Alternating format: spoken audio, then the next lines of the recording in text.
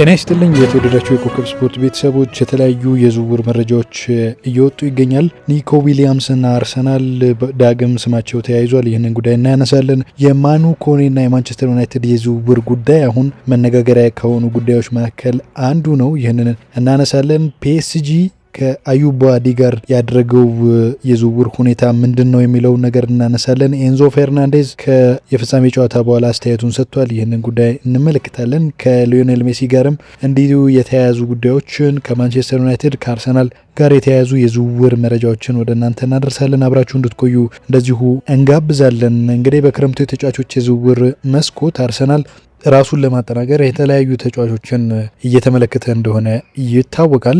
ሞርጋን ሮጀርስን በቼልሲ ቢነጠቅም አሁንም የመስመር ተጫዋቾችን እያደነ ይገኛል። አሁን ደግሞ ከዚህ ቀደም እንግዲህ በዝውውር ጉዳይ ላይ ይህንን ተጫዋች እየፈለጉት የነበረም ቢሆን ግን ዝግ አድርገውት እንደነበር ይታወቃል። የኒኮ ዊሊያምስ ጉዳይ አርሰናል የአትሌቲኮ ቢልባውን ተጫዋች ኒኮ ዊሊያምስን ለማስፈረም እንግዲህ ከስፔኑ የዓለም ዋንጫ ፍጻሜ ጨዋታ በኋላ ዳግም ፍላጎት አሳይቷል የሚል መረጃ እንደዚሁ ተያይዞ ወጥቷል። ይህ ተጫዋች ድንቅ ጊዜያትን ከስፔን ብሔራዊ ቡድን ጋር አሳልፏል። ዋንጫውን ማሳካቱ ይታወሳል እና ተጫዋቹ አሁን ወደ አርሰናል ሊሄድ የሚችልበት እድል አለ ተብሏል። 77 ሚሊዮን ፓውንድ የውል ማፍረሻ ያለው ይሄ ተጫዋች እና በትልልቅ የአውሮፓ ክለቦች የሚፈልግ ተጫዋች ነው። አርሰናል ከዚህ ቀደም የነበረውን ፍላጎት ዳግም መቀስቀሱን እንደዚሁ መገናኛ ብዙኃን ዘግበዋል። እንግዲህ የዓለም ዋንጫው መጠናቀቁን ተከትሎ ክለቦች ራሳቸውን ለማጠናከር በሚያደርጉት ጥረት ውስጥ አርሰናል ይህንን ተጫዋች ለማስፈረም እንግዲህ እንቅስቃሴ መጀመሩ ከወዲሁ ተሰምቷል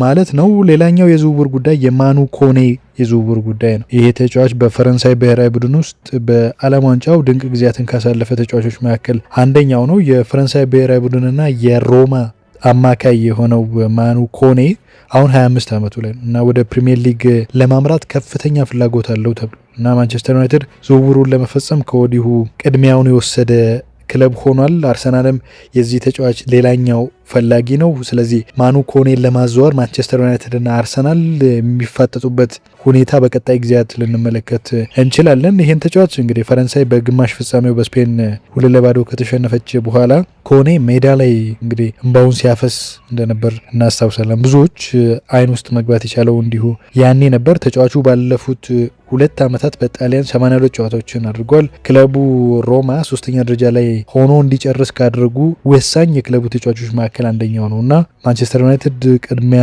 በመውሰድ ይህንን ተጫዋች ለማስፈረም እየተንቀሳቀሰ መሆኑ ተነግሯል። ይሁን እንጂ ከፍተኛ የዝውውር ሂሳብ የመክፈል ፍላጎት የለውም ማንቸስተር ዩናይትድ። ስለዚህ በጥንቃቄ እየተጓዘ መሆኑን እንደዚሁ ለኪፕ የተባለው የዜና ምንጭ ይዞት የወጣው መረጃ አመልክቷል። ወደ ሌላኛው የዝውውር ጉዳይ ስንሄድ አዩብ ባዲን እናገኛለን። ይሄ ተጫዋች በብዙ የአውሮፓ ታላላቅ ቡድኖች የሚፈልግ ተጫዋች እንደሆነ ይታወቃል። ፓሪስ ሳን ጀርማ ይህንን የሊል ኮከብ ለማስፈረም ፍላጎት አሁን ላይ የለውም ተብሏል እና ከነበረው ድርድርም ራሱን ማግለሉን እንደዚሁ ለኪፕ የዜና ምንጭ ይዞት የወጣው መረጃ አመልክቷል።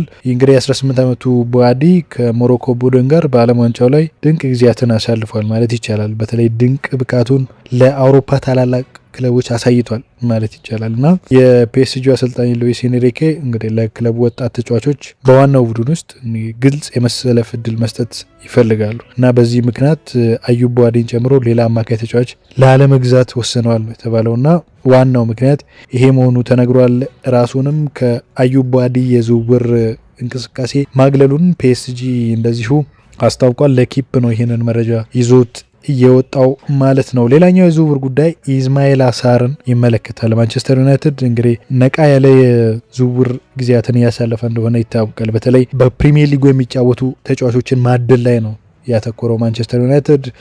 አሁን ደግሞ ትኩረት ያደረገበት ተጫዋች ኢስማኤል አሳር ነው እና ከዚህ ተጫዋች ጋር በድጋሚ ስሙ እየተያዘ መሆኑን ስካይ ስፖርት እንደዚሁ ፉት መርካቶን ጠቅሶ ዘግቧል። ኢስማኤል አሳር በክሪስታል ፓላስ ውስጥ ድንቅ ጊዜያትን አሳልፏል። በተለይ ባለፈው የውድድር ዘመን 21 ግቦችን በሁሉም ውድድሮች ለክሪስታል ፓላስ አስቆጥሯል እና ይህ መስመር ተጫዋች እንዴት አይነት ድንቅ ጊዜ እንዳሳለፈ መገመት አያዳግትም። በጣም ኤክሰፕሽናል የሚባል ተጫዋች እንደሆነ ይታወቃል እና አሁን በዚህ ባለፈው ዓመት ባሳየው ብቃት የማይክል ካሪክን አይን ስቧል ብሏል እና ፉት መርካቶ ይህን ተጫዋች ለማስፈረም ማንቸስተር ዩናይትድ እንደዚሁ ፍላጎት አለው። እንቅስቃሴን በቅርብ ጊዜያት ውስጥ ይጀምራል የሚል መረጃ እንደዚሁ ተያይዞ መውጣቱን ተመልክተናል። ሌላኛው የአጫጭር መረጃዎችን ስንመለከት የኢንዞ ፈርናንዴዝን ጉዳይ እንመልከት። አርጀንቲና እንግዲህ ከስፔን ጋር ባደረገችው የፍጻሜ ጨዋታ ላይ አርጀንቲናዎች ከተሸነፉ በኋላ በዛ ጨዋታ ላይ ቀይ ካርድ ያየው ኢንዞ ፈርናንዴዝ ነበር እና ቡድኑን በማህበራዊ ትስስር ገጹ ላይ ባወጣው መግለጫ እንደዚሁ ተከላክሏል። በተለይ ቡድኑ በሚገባ ሀገሩን የወከለ ቡድን ነው እና ምንም አይነት ትችት አይገባም የሚል ያለው ሀሳብ እንደዚሁ አንጸባርቋል። ጨዋታው ሲጠናቀቅ እንግዲህ በሁለቱ ሀገራት ተጫዋቾች መካከል ግጭቶች፣ አለመግባባቶች ተፈጥረው እንደነበር ይታወቃል። ኤንዞ ፈርናንዴዝ እንግዲህ 2 ቢጫ አይቶ ነው የተሰናበተው። እንደዚሁ ፓሬዴስ፣ ሞሊና እና እንዲሁ ሮቤርቶ ኦያላ በግጭቱ ውስጥ እጃቸው አለበት እና በቀጣዮቹ ጊዜያት በፊፋም ሊቀጡ ይችላሉ ተብሏል። በገቡበት እሰጥ አገባ ምክንያት ማለት ነው እና ጨዋታው ውጥረት የነገሰበትና በአርጀንቲና በኩል በሽንፈት ጨዋታው መደምደሙ መከፋት የታየበት አርጀንቲናውያን ተጫዋቾች በጣም ስሜታዊ የነበሩበት እንደነበር እንዲሁ እንደ አለን ሺረር ያሉ ተንታኞች ይህንን በጣም ሲተቹ እንደነበር ይታወቃል እና የአርጀንቲና ብሔራዊ ቡድን እንግዲህ ወደ ቦኖስ አይረስ ተመልሷል። በሺዎች የሚቆጠሩ ደጋፊዎች ደማቅ አቀባበል ተደርጎላቸዋል። ሆኖም ግን ሊዮኔል ሜሲ አስገራሚው ነገር ከቡድኑ ጋር ወደ አርጀንቲና ሳይመለስ በቀጥታ ወደ ማያሚ አቅንቷል ተብሏል እና አስገራሚው ነገር ይሄ ነው ተብሏል። ሊዮኔል ሜሲ ወደ ማያሚ ማቅናቱ እና የዓለም ዋንጫ የሊዮኔል ሜሲ የመጨረሻው ሊሆን እንደሚችል እንግዲህ አሰልጣኙም እሱም ከዚህ ቀደም ሲጠቁሙት የነበረው ጉዳይ እንደሆነ ይታወቃል። መረጋጋት በተለይ ከጨዋታው በፊት መረጋጋት እንፈልጋለን ምናምን የሚል በተለይ የመጨረሻ ሊሆን እንደሚችል ፍንጭ ሲሰጥ እንደነበር እንደዚሁ መረጃዎች ወጥተዋል። ሌላኛው ጉዳይ የኤሚ ማርቲኔዝ ነው። ከዚህ ጉዳይ ጋር በተያያዘ ኤሚ ማርቲኔዝ እንግዲህ ባለፈው በጣም በርካታ ኳሶችን ማዳኑን እናውቃለን። በዛ ጨዋታ ላይ አርጀንቲናን መታደግ የቻለ ነው። ምንም እንኳን የተቆጠረባት ግብ አርጀንቲና 1 ቢሆንም እንደውም እሱ ባይኖር ኖሮ ከዚህም የሰፋ ግብ ሊቆጠርባቸው ይችል ነበር እና ራሱን ለማግለል እያሰበ ነው የሚል መረጃን ቢቢሲ ይዞ ወጥቷል። በተለይ ደግሞ አሁን 33 ዓመቱ ላይ ደርሷል። ለሀገሩ 67 ጨዋታዎችን አድርጓል። በ2022 የዓለም ዋንጫ አርጀንቲና ሻምፒዮን ማድረግ የቻለ ነው።